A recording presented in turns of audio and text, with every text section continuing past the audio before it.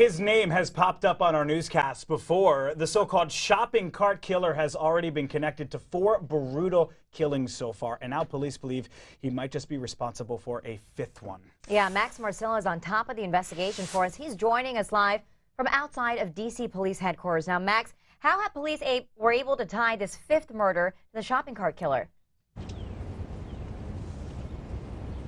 Well, that 5th murder happened back in September. That's when D.C. police found a woman dead in a shopping cart on F Street Northeast. Now, it has been several months since then, but D.C. police confirming to us today that Anthony Robinson is a person of interest in that murder. That deceased woman in a shopping cart was covered only with a blanket.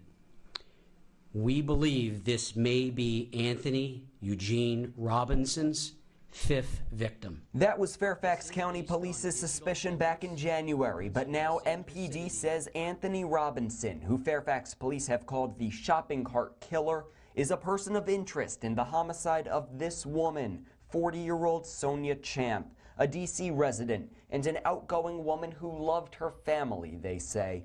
D.C. police said Robinson has not been charged in the murder of this woman. At that same January press conference, Fairfax police shared how they linked Robinson to Champ. This is based on digital evidence that puts him in the same vicinity around the time of the victim's disappearance.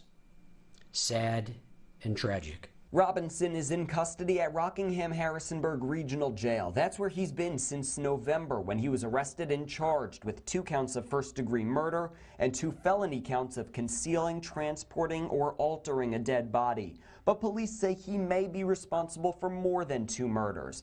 Fairfax police have connected Robinson to the murders of Stephanie Harrison and Cheyenne Brown, whose bodies were found in Alexandria in December. In addition to the 2 homicides he's been charged with, bodies of 2 women found in Harrisonburg in November.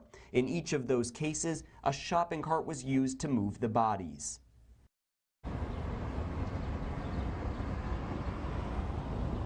Now we asked D.C. police if they had any additional information, including if there was a connection between any of the victims or if they think there could be more victims of Robinson identified later. But outside of saying Robinson was a person of interest in Champ's death, they did not have any comment.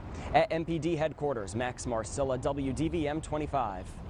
All right, Max, thank you. Hopefully there are not any more victims. Metropolitan Police is still investigating all of this, of course. If you have any information that you believe could help them, you are urged to call or text their tip line. We have that on our website at localdvm.com.